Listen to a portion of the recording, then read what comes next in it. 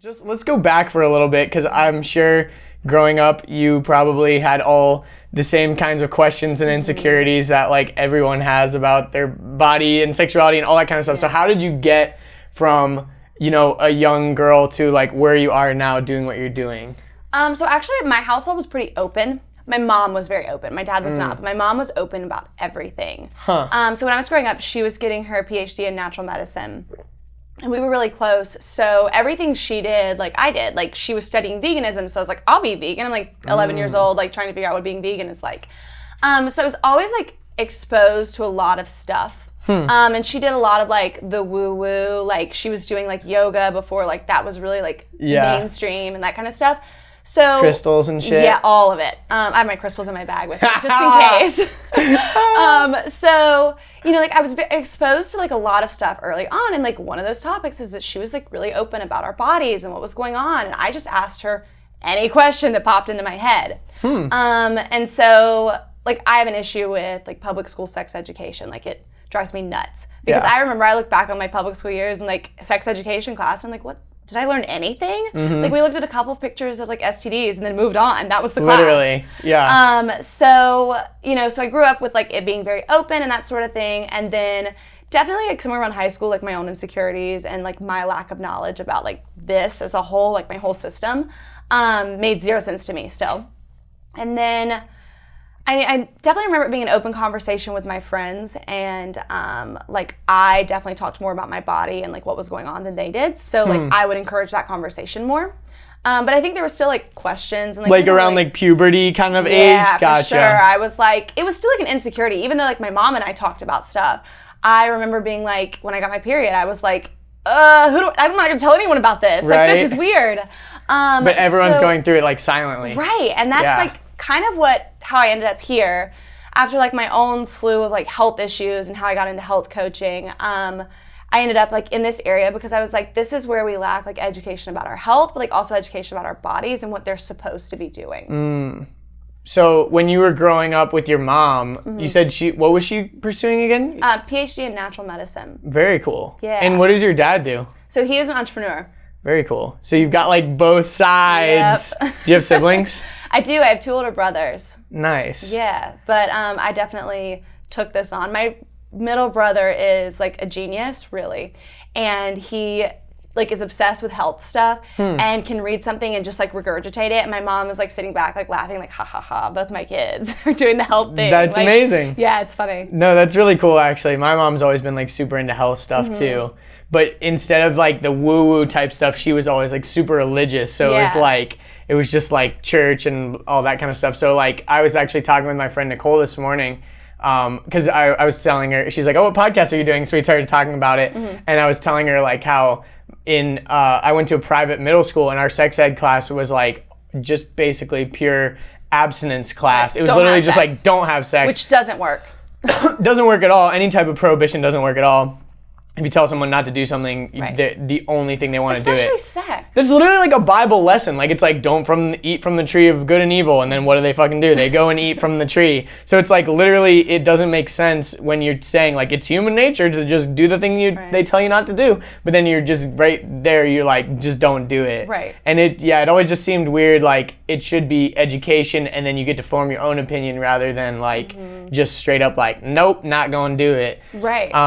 And it's all honestly kind of like damaging too, because not only are you not getting education about how to have like safe sex and stuff like that, but you're also like not even brainwashing, but just like adding negative thoughts towards all. Yeah, exactly. Create shame and like negative thoughts around all that kind of stuff. So then the first time you have any type of encounters like that, you're like, I don't know what's going on. Like you're like, am I supposed to be doing this? Like I'm sinning, fuck. Like and then you're like thinking about that versus like the whole experience, like it just turns out bad. Yeah, and I mean the greatest pleasures in life are food and sex. And like why do you want to create shame around those two things? That's true though, but our society has created a lot of shame around both of those things. Yeah, between diet culture and like sex shaming. Very interesting. Okay, let's get back to your upbringing though. So like in like high school and stuff like that, you're talking about it with your friends and all that. And then you went after high school, were you kind of like the go-to person? Like were people like always asking you questions like, Definitely. hey, this just happened, do you know? Definitely. And then I think as I started to get more into like after I graduated high school, I started to get more into like health stuff because of my own health issues. And what were you dealing with? So this is kind of like where all of it kind of marries well. When I was graduating high school, I was like, I'm gonna go on birth control because like I'm going off to college. I was going to Texas, so like I'm gonna be 14 hours away. I definitely wanna have this figured out before I leave home. So I get on birth control. I've always had a sensitive system. This just blew everything up. I mean, like my hair was falling out. I had acne, just like literally no skin. It was just acne. Wow. And I was having like terrible like mood and depression issues, and it just like affected everything. And so I became like, I would say like obsessed at first with like figuring out what was like the problem. So I came off the birth control and it was like it had just wrecked everything. So Totally. I became like very obsessed with like the nutrition and the gut health and learning a lot about that. And then the piece that I think I was missing was understanding hormones and how that plays a role. And because, you know, like birth control affects your natural hormones. Totally. So I guess that like short time period that I was on it just really affected it in my body. And I think every person, it affects it a little bit differently. But for me, it was pretty big deal. So I ended up having to like heal my own body and trying to figure it out on my own. I didn't feel like any of my doctors were giving me answers.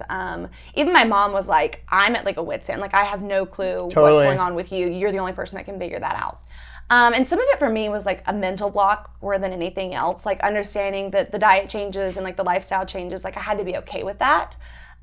So a lot of it was mental and like getting over that emotional hump. But that's kind of how I ended up in like the health and wellness stuff, is because I had to heal myself. And then I got to the end of it and I was like, oh my God, I'm not the only girl who goes through this. Yeah. And then that kind of opened up like a lot of other doors in terms of like sex and period health and that kind of thing. Like we all go through it very silently. Yeah, it makes sense why you go through it silently too, because especially when you're dealing with problems with your own body, it's like almost admitting that there's something wrong with you or something like inherently you don't really want to like share that. Well, and some of like the hormone imbalance symptoms and like even like sexual symptoms, like sexual stuff that goes on, those are like embarrassing things to talk about. Yeah, you're like, my vagina smells weird. Right, like I don't really want to talk about that. I have BO, like, and you know, your testosterone might be high, but like you have BO, and so it's like that's an awkward thing to talk about. Yeah, for sure. So, you know, there's a lot of like is this okay to talk about? Like, is this cool to bring up? So, you know, were you always like pretty confident, like talking about, like you said, your mom was really open. So like, but you also said that you got on the pill right when you were going to college. Did that like fuck with your whole confidence? Like, you know, having all this acne and all that stuff? It was horrible. Yeah, I'm sure. It was like a good 3 years of like dealing with the acne and like trying to reverse what that had done. So the general rule is that for every month you're on hormonal birth control, it takes a year for your body to recover from it. Wow. Yeah, and so like girls are like, I've been on it for 20 years. That just like blows my mind. So it's like, see you when you're 60.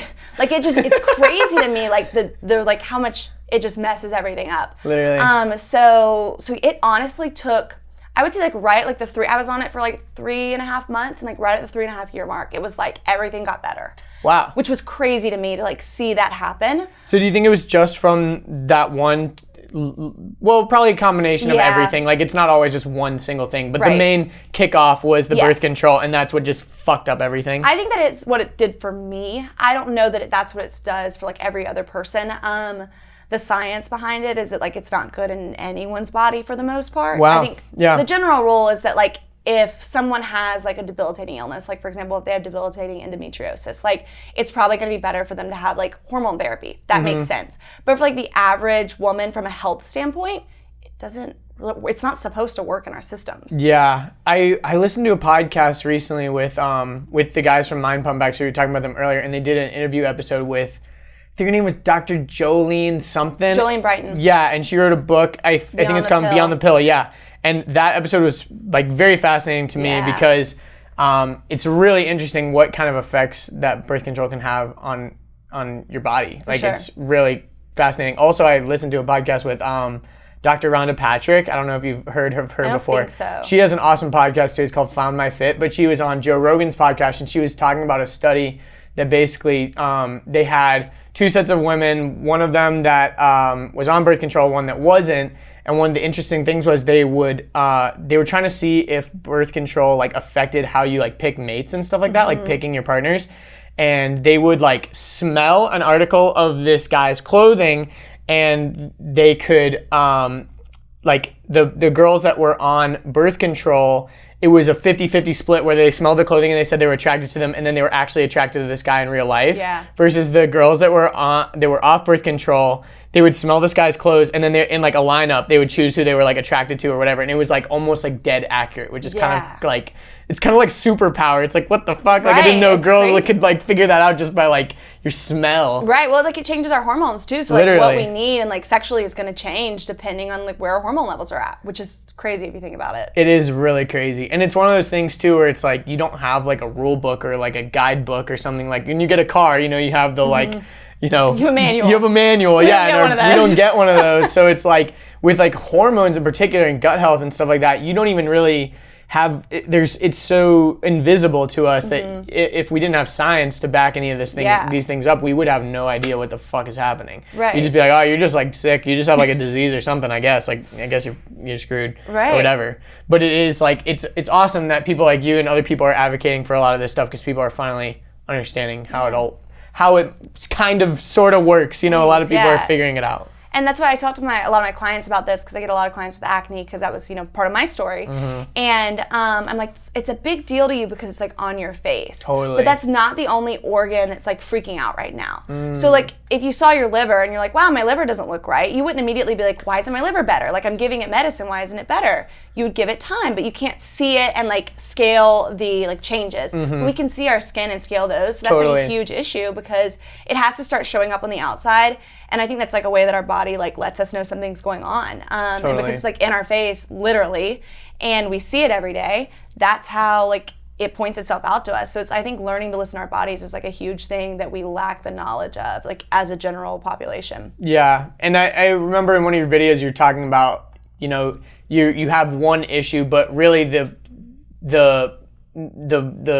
solution isn't necessarily to just like take a pill or whatever. There's probably something else going on with all kinds of other stuff, and adding another thing to this concoction is probably not going to be as helpful as maybe removing something or whatever. Yeah, so like it's really important to get to the root issue of whatever's happening.